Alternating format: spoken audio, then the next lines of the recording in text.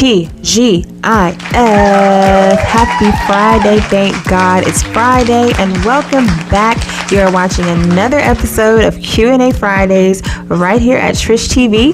If you didn't know, last week I started this segment, Q&A Fridays, when you asked me the question and I answered. Last week we had 2 good questions. If you did not see that video, do go back and watch that and let me know what you think. This week we have 3 questions and these are really good questions. Question number 1, are you attracting what you want? Well, are you? We ask for something. We ask for this type of person, what we want him to be like, what we want him to look like. Sometimes what we ask for, do we attract what we're also asking for? Do we have that within ourselves? I want a man with good credit. I want a man who's financially responsible. Well, are you financially responsible? Do you have good credit? We have to be careful about what we ask for. Do we possess what we're asking for? So there's this thing, you attract what you are. It does not matter how good of a person you are. You can be the godliest person on this planet. You can be as sweet as you want to be. You will still attract, believe it or not, the total opposite. But when you are confident and you're secure in who you are not quick to allow those types of people in your space. Make sure that you have those qualities that are important to you that you request in someone else within yourself as well. All right, so the next question is, why do we settle? Some people will settle because they're tired. They're tired of looking.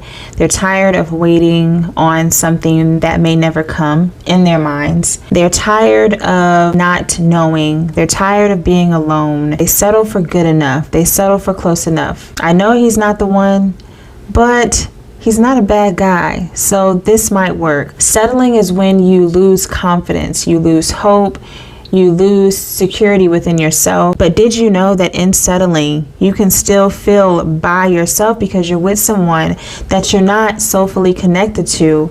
And I think the worst feeling is to still feel alone when you're with someone. Remind yourself that you are worthy, that you are deserving of what you want. What you really desire is out there. Take a look at your surroundings, your environment. Well, what am I doing to meet this person, or am I still connected to the wrong people that could further delay what I am deserving of? Regrouping and getting that security back within yourself, and to not slip into that space of wanting to settle just to say, I have someone. All right, last question. How can I break this soul tie?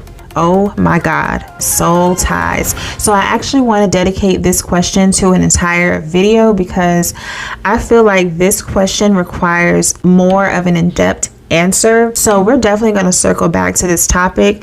I'm going to briefly go over what a soul tie is and briefly go over how you can break the soul tie. But this definitely requires more conversation that we're going to dedicate to an entire video. So what is a soul tie?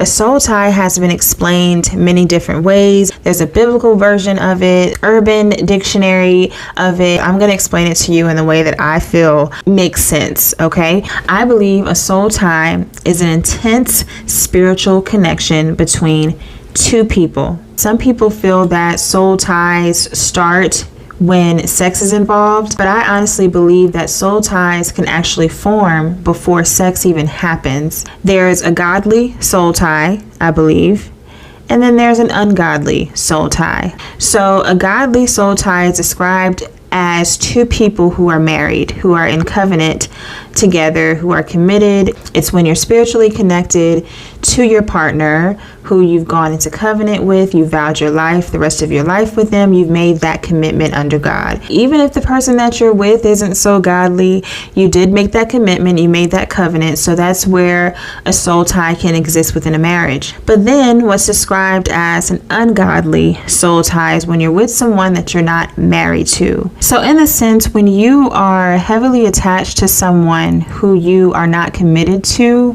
the first thing that you need to do, you have to stop giving your body away to this person. There's no way that you can detach from someone that you're soulfully connected to if you're still sexually active with them. The next thing that you have to do is you have to slowly detach yourself from communication with them, getting back to who you were without this person. You don't know who you are anymore without this person because your whole world existed around this person. So it's trying to reconnect back to yourself, to who you were before you even knew they existed. So breaking that soul connection is breaking the power that they may have over your mind, because you think about this person constantly, right? They're constantly on your mind.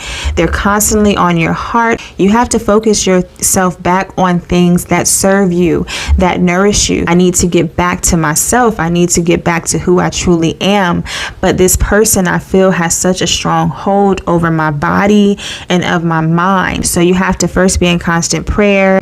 Also, detox away from any sexual activities. Truly take a physical and spiritual detox, because these things will help you in your detachment and that soul tie that you have with that person. So you really have to take the time to analyze, first admitting that I am soulfully tied to this person and I want to let go of this soul tie. I promise you, as hard as it may seem, especially in the beginning, life does go on. You have to make the steps, because the harder you make it on yourself to let go, it's hard to strip yourself of that soul tie to that person. There are so many layers to unpack when we talk about soul ties, and I'm definitely going to dedicate a whole video to this. I really feel like there's more to be said. And if you have a question for me and you think that I can answer it, feel free to comment below. Q&A Friday, send me your question below. You can also DM me at TrishTV1 on Instagram or on Twitter at TrishTV1.